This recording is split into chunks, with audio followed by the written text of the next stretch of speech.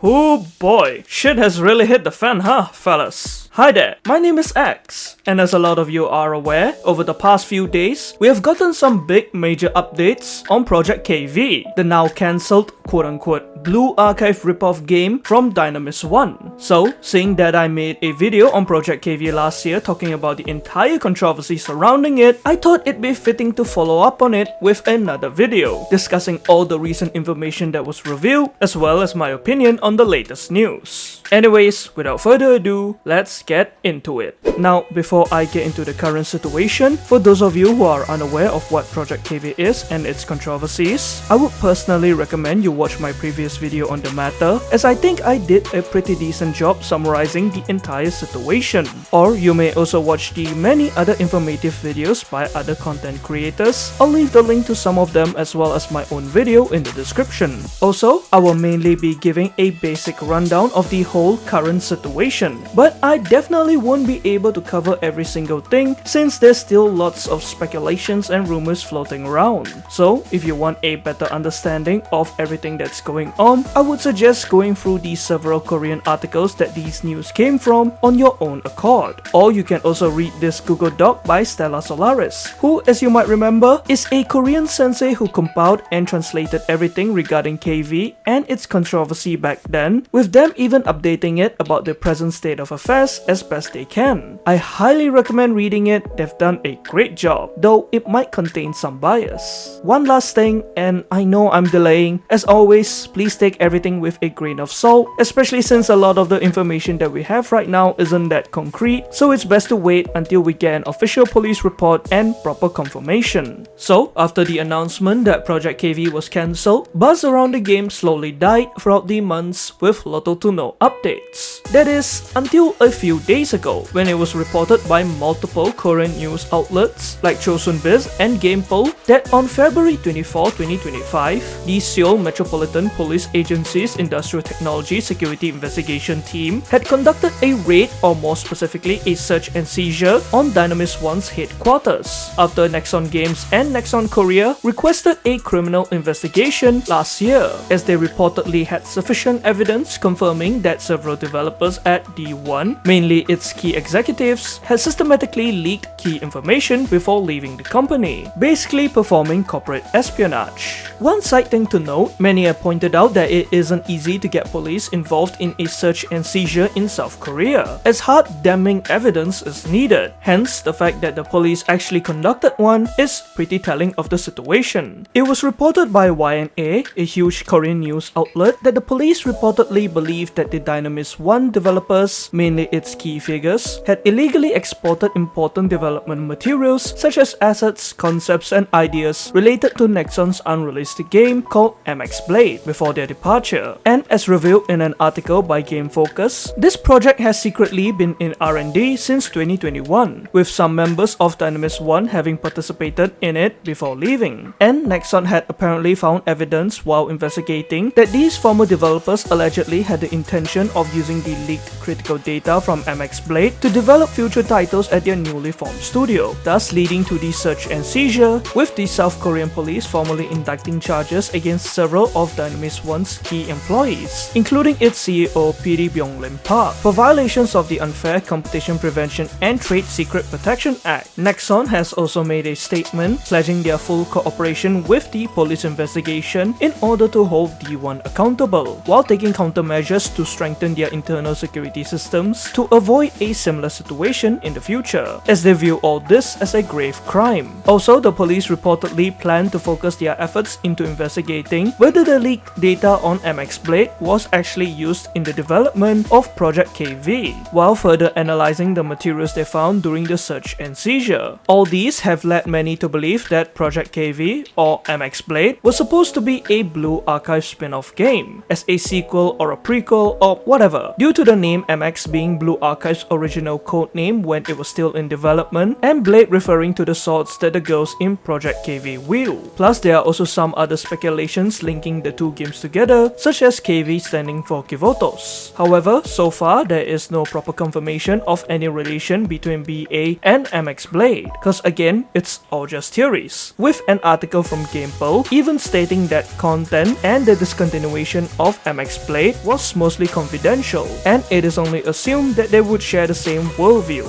though it was confirmed that MX Blade was a game that would be released after and coexist with Blue Archive. Aside from that, according to Game Focus, the South Korean police had also found evidence that key members from Dynamis 1 intentionally attempted to discredit and damage Blue Archive's development before leaving Nexon in order to ensure their new games, like Project KV, were successful, essentially partaking in corporate sabotage. Reports from GamePul also suggested that these key personnel were already planning on forming Dynamis 1 while they were still at Nexon, and this sabotage had apparently started sometime in 2023 after the end of BA Part 1, aka Past Volume F, when players started noticing the dip in quality and the gap in between the main story releases, since they were primarily focusing on their Dynamis 1 projects, with their main goal being to steal the Blue Archive player base by sabotaging the game's future, mainly through purposefully neglecting the game's development. They did so by putting in little effort in their work on Blue Archive, as they were secretly working on Project KV, and many senseis have pointed out some examples of these half-assed works, such as Volume 1 Chapter 3 slow release schedule, plot holes, weird story pacing, and arguably the Hoshino character assassination, since she was basically repeating the same mistakes she did in the previous chapters. There's also speculation that the searching for Kuzunoha in order to save Shiroko Terra's storyline has been abandoned due to this sabotage, causing the huge delay on Volume 5 Chapter 2. Spoilers ahead for the main story for those of you who don't wanna know. In Volume F, Kuzunoha explains to Sensei about the Chroma, asking him to find her if he wants to save someone, aka Kuroko, and this was presumably going to be the premise of Volume 5 Chapter 2, where we look for Kuzunoha in order to purify Shiroko Terra, as shown in the 4.5 PV. However, in Volume 1 Chapter 3, Sensei basically stated that he would give up on finding Kuzunoha since all is well, as Shiroko Terra became better, and many have assumed that Isaku-san purposely abandoned this storyline in order to sabotage Blue Archive and focus on KV, especially since there is a character named Kuzunoha Rei in their game, though this doesn't mean that Kuzunoha won't ever reappear in Blue Archive. Not to mention, there is the belief among a lot of senseis that MX2J half-assed his work by producing lower quality ults that don't match his usual art style and BA's aesthetics, with some examples including Swimsuit Sayori, Ben Kazusa, Swimsuit Shiroko, Chipa Marina, which is touted as the worst, Swimsuit Moe, and several others as part of their plans to harm Blue Archive.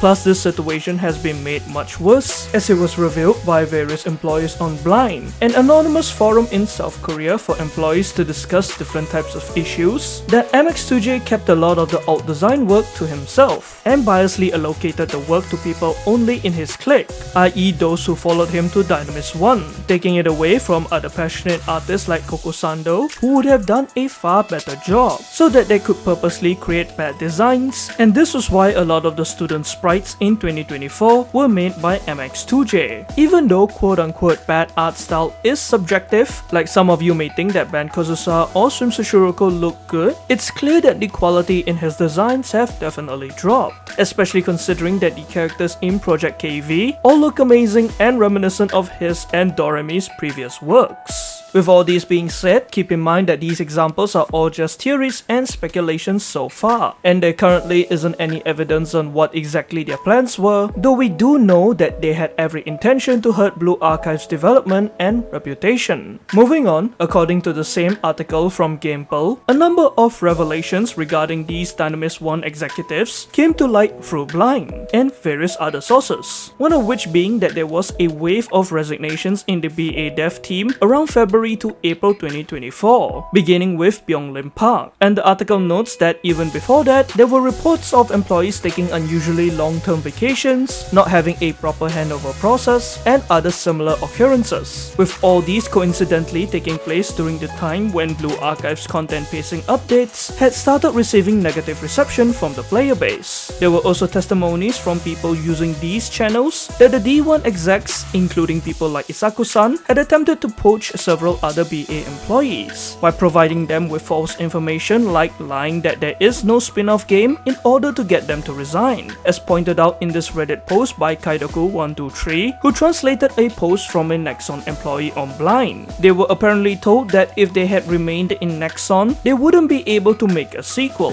which was a lie, since they had taken the sequel project with them. Other than that, the article also noted that an anonymous source provided them with a statement saying, and I quote, "There was a situation where key team leaders gathered in a separate space after work, discussing their resignations and their next independent project while making negative comments about the company," while adding, all of this was done long ago, even before the talk of resignation came about, supporting the theory that their plan was carried out in a long-term organized manner. Thus, as you can see, there were many things that were recently brought to light regarding Dynamis 1 and Project KV having their offices raided with the key execs potentially facing criminal punishment if they are found guilty of committing corporate sabotage. Though one thing that many are still unsure about is their motivations for doing so. One last thing, again, please take all these with a grain of salt, because while there is evidence for some of these allegations, there are still a lot of rumors and speculations floating around, and it'd be best to wait for proper concrete confirmation.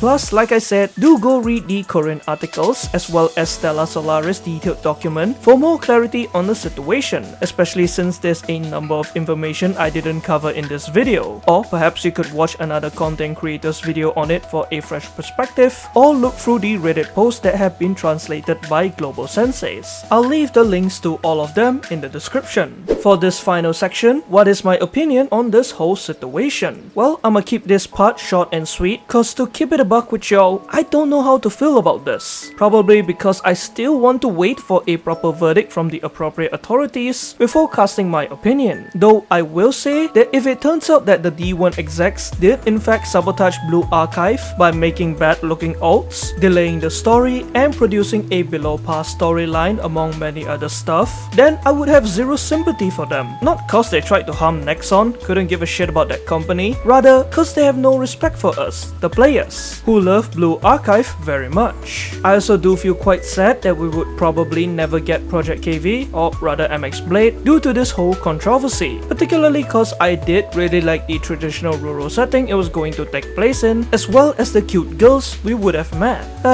Ashiara Tsumori Koito-chan, the wife you could have been. All in all, I'm personally gonna wait for an official statement / verdict regarding this whole situation before giving my full thoughts. Though I will say the amount of testimonies, evidence, arguments, etc. all suggest that D1 are at fault, and to be honest, it ain't looking good for them, bruv. Plus, if they are found guilty of these accusations, then, well, you play with fire, you get burnt. And that's all for this video. Let me know your thoughts on the entire situation surrounding Project KV, but as always with these types of videos, please keep it civil and have a healthy discussion. Also again, please do let me know if I accidentally missed anything important / got anything wrong. Anyways, that's all from me, and I'll see y'all in the next one.